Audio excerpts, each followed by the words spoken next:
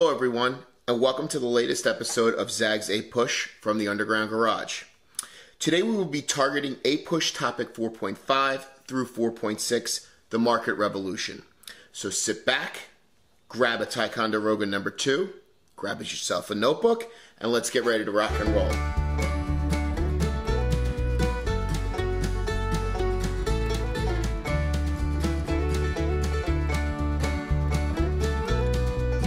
Let's get started. So, from the colonial era through the War of 1812, the American economy was very local, it was very specific. Artisans and yeoman farmers, or independent farmers, were the norm around the nation. When Jefferson purchased the Louisiana Territory, he was initially looking to purchase just New Orleans to help the yeoman farmers move their goods to markets due to the fact that the overland routes around the nation were nearly impossible. This is because there was a lack of infrastructure uniting the nation. After the War of 1812, the nation is going to have a new sense of nationalism. Probably one of the biggest impacts of the War of 1812 was this new sense of nationalism. With the sense of nationalism driving a new view of the republic, the nation is going to work as 3 intra-dependent regions, north, south, and west. Working as interdependent regions, they're going to create one independent nation. The 1820s through the 1840s are going to see a change in the American identity. Within the era of the common man changing the way American political electorates, the way the political electorate is organized, the economy is going to also have a vast change. This new national economy is going to be fueled by expansion in the West, technological innovations like the steam engine, the railroads, later on the telegraph and the canal boom, and a new sense of individualism that's going to be coined by Alexis de Tocqueville, our favorite Frenchman. This, coupled with the government laissez-faire politics, is going to transform America into an industrialized nation. So when we talk about the market revolution, okay, what we need to really look at is the market revolution as a definition. And it was in the 1820s through the 1830s, a market revolution was transforming American business and global trade. Factories and mass production increasingly displaced independent artisans. Farms grew and produced goods for distance, not local markets. They would be able to ship them through inexpensive transportation systems like the Erie Canal as part of this transportation boom. Think of the notion of Long Island oysters in Buffalo. Government policies also fostered this growth of this new formed capitalism in America. Cotton produced by enslaved African Americans was becoming America's most profitable global product. So what we're seeing here is that the one of the major aspects of this, and we're going to see positives, we're going to see negatives, we're going to see social, political, and economic effects of it. Obviously, one of the biggest effects is going to be the economic effects of this. And this is all going to be derived by innovations in transportation systems, okay? Prior to this time period, like I said in the beginning, transportation was near impossible. Okay, there was no overland roads. It was faster to go down the Mississippi River, through the Gulf of Mexico, around Florida, and up through the East Coast rather than just going overland through the Appalachian Mountains. So bring in the vision of Henry Clay in the American system, and you're going to see the beginnings of the national roads that are going to be created. But what you're really, a major aspect of this is going to be the canal boom. And the granddaddy of them all is the Erie Canal. And the Erie Canal is going to stretch from Albany, connecting the Hudson River in New York, to Buffalo, the connector to the Great Lakes. And that's really going to open up the western frontier, specifically the Great Lakes region, the Ohio River Valley, and it's really going to be a main artery of commerce. It's going to be a main artery of ideas, and it's just going to be a main impact. This is the moonshot of the 19th century. It was that big of a technological marvel that this is really the first time that you're going to see the West being opened up and really the United States becoming truly united in the sense of infrastructures. We have an artery that is tying the nation together. Couple that with the steamboat as a mode of transportation, as a result of this, you're going to see massive drops in transportation costs, more effectiveness in shipping goods from point A to point B. And again, connecting back to farmers even now, it's going to become more of an industry farming. It's not just going to be subsistence farming for your own family or your own homestead or bringing it to a local market. Think of a modern day farmer's market. No, now you're going to be on the national and even the international level with the new clipper ships that are being created from this time period.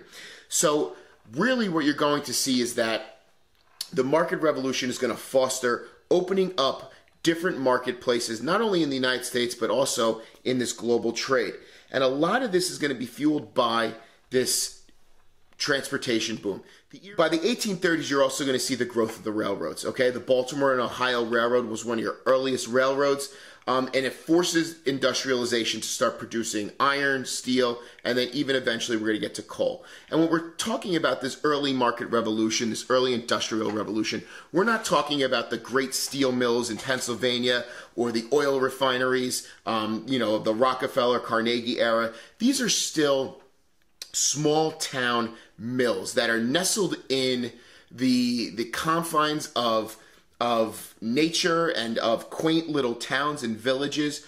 And what the United States was, even with the Jeffersonians, it's trying to couple that Hamiltonian view of industry, couple that with the Jeffersonian ideology of the small town yeoman farmer. And really what they wanted to do is not not make the United States look like Great Britain in these major, industrialized cities with lack of infrastructure, lack of, sanitation and all these, disgusting ways of life. But what you're going to see is that really Long Island oysters and Buffalo, that notion that these markets are now expanding in a much more broader sense of the economy. You're going to see a fantastic impact, a fantastic growth in, here's a map of, the rail lines and canal lines and steamboat lines dating from the 1820s and look at it by the 1860s. It's just going to grow tremendously. You're going to have industrialized cities spring up in the West. And, the case study for the first really industrialized city that really proves that relationship between North and West is Chicago. And Chicago is going to use New York investors. It's going to use engineers from the Northeast, like in Boston. And they're going to create Chicago as first a trading city. And then, at first as a port, a freshwater port city that's going to be connected through the Great Lakes and then connected to the east via the Erie Canal. And it's also going to be a massive trade city as well, a center for commerce in the Midwest. And by the 1860s, it's going to be riddled with rail lines. The factory system is also growing during this time period. And like I said, just to reiterate that it's not the factory system that we see in the Carnegie and the Rockefeller eras. We see this Brandywine mill painting, again, reiterating the fact that these factories are still nestled in these little communities where you see a harmony between nature and industry. But still, again, you're going to see the growth of cities. So eventually they're going to grow, but they're not going to turn out like, they're going to be a very modernized city. You're going to have cities like Chicago, and you're going to see that notion of Hamilton, Alexander Hamilton's vision of America coming to fruition. You're going to see that people are going to be moving into cities, that little villages are going to turn into towns, towns are going to turn into cities, and they're going to be run by these factories. And people are going to have choice. They're going to have economic opportunities. Our case study for the self-made man during this time period is Abraham Lincoln. And Abraham Lincoln, who grew up poor, but again, during this time period, they're refuting that notion.